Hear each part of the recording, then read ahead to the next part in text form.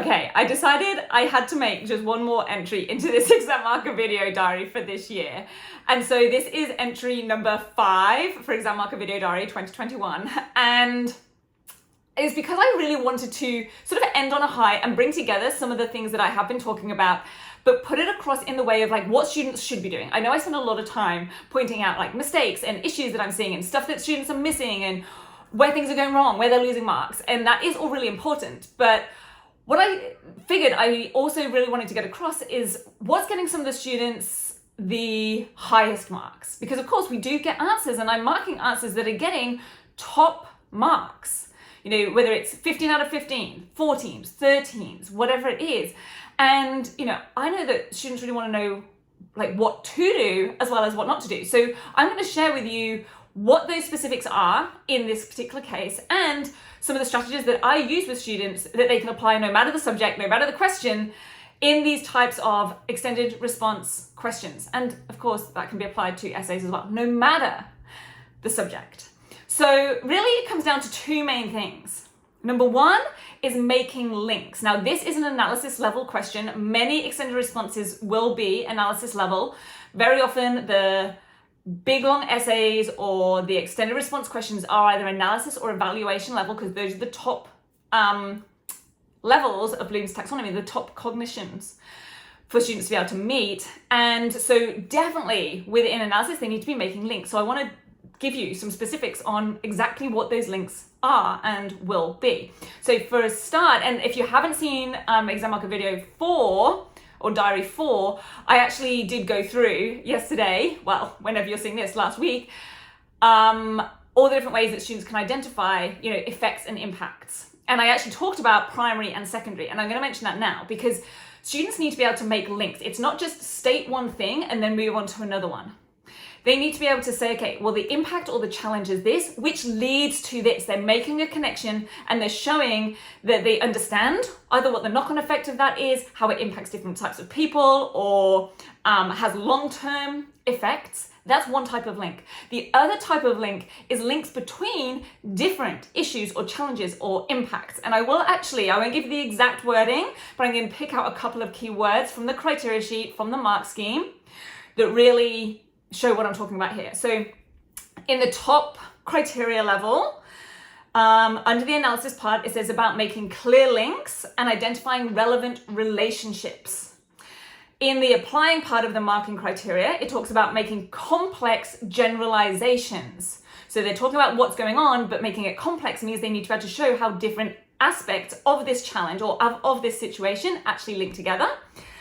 And the other thing, I just read something else and I remember, that's the thing I want to talk about at the end. The other thing is having specific and accurate evidence, data to back up those points. So integrating evidence and data from stimulus items, from case studies, from references, from quotes, whatever it might be, but having them to be specific and accurate and relevant to the point that they are making. Now, I know that I talked in, I think it was video diary number 2, about the importance of reading any sources and stimulus items, whether it's a graph, whether it's a map, whether it's a chart, whether it's a photograph, really accurately, like take notice of what's, you know, written as the little figure or plate number description underneath so that they get it absolutely right.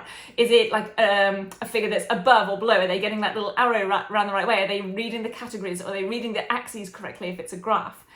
That's really important as well. So the students that are getting the top marks are doing really high quality linkages between the different either issues, factors, effects, impacts, challenges that they are identifying and discussing. They're able to link those together, whether it's primary to secondary, like this that happens and that leads to this, or this is happening and this is happening and these tie together, or there's a linkage between these in this particular way, and actually being able to state what that link is, not just these linked together, but actually saying how they are connected. And the way that I want to sort of put all of that together, and this is so, so important, I actually had this as our September challenge for my next level coaching students. So if you are a student or a parent who is in the next level coaching program, then definitely go get a reminder of that. And that is planning for any extended response. It is so tempting, especially under exam conditions, to just want to get straight in and start writing. And I get that, but everything I teach students is around planning. What are your key points going to be? Making sure they are relevant to the focus of the question, the wording of the question, dissecting that question. What are your key points going to be, and what evidence are you going to use to support that? And then how are you going to structure, what order are you going to put those in so that you do get those linkages that does flow on? And the extra little bit I was going to pull out from the marking criteria, the wording there, is organizes paragraphs to convey ideas purposefully and fluently. Students can't do that on a whim without having planned out their response. And it does take a few minutes, but they gain those minutes back because it's so much faster to write the response. I would say they double the minutes. If they put in 4 minutes of planning, they're going to get it written 8 minutes quicker, faster, because they're also not going off on tangents and having waffle along the way or including anything that doesn't need to be there or missing out things that actually were going to get the marks. And they know exactly what data they're going to use. They can pick out an appropriate and good variety in terms of the spread of data that they're using or sources that they're referencing.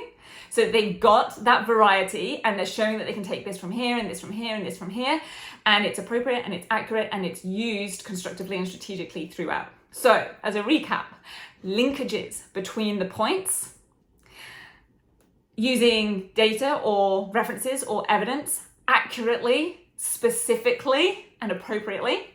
And how do we do both of those things? We need to create a plan for any extended response. So that's what I wanted to share with you to wrap up, to end on a positive and on a high, and give you some really key and specific ways to make sure that students are meeting the top criteria, getting those top marks in those extended responses, actually getting things like 15 out of 15. I have given some. So until next week, have a fantastic week. I hope you found this video diary really helpful. I will include links to the others, the ones that I've done before this, so you can go back and check on those. If you have any questions you'd like to ask me about exams or anything else to do with study, please just let me know. You can email us, you can drop us a comment below this video, and I'll catch you soon. Bye.